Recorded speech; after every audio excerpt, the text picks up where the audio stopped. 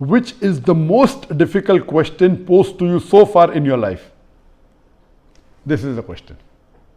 This question, which is the most difficult question posed to you so far in life, is the most difficult question in my life.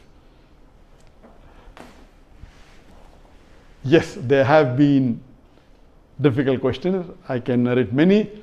As far as the most difficult question is concerned, because it's not a very common question, I will never tell it to the masses, to the public.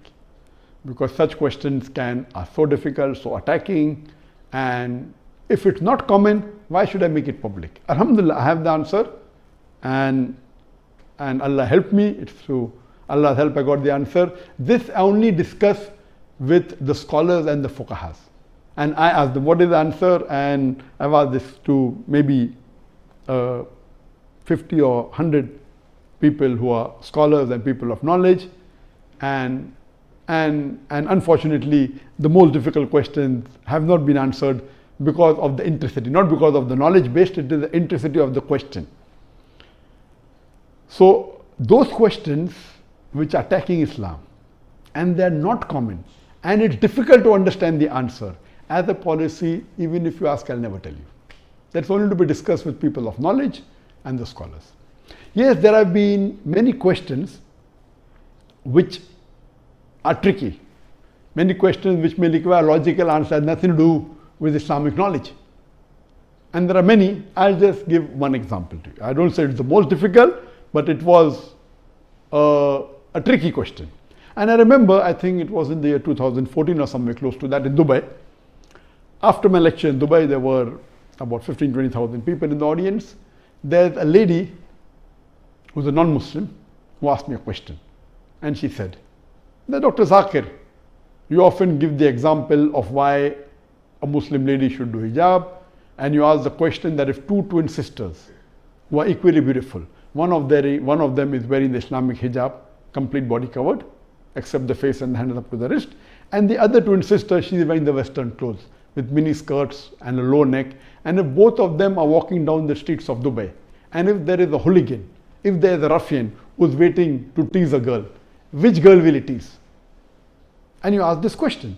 And yes, I have given this example and I've asked this question since the early 90s when I gave the talk of women's rights in Islam the first time in 1993. Since this time I'm asking a question. And I've asked this question in public forum that which girl will you tease? And always the answer has been, but natural, the girl wearing the Western clothes in mini skirt or low neck because she's attracting. And for 20 years, the answer I've been saying.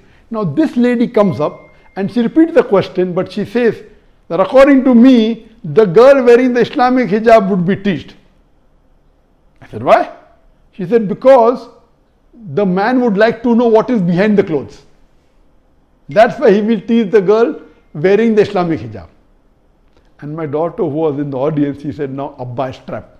My father is trapped. And I was taken aback that this was never answered.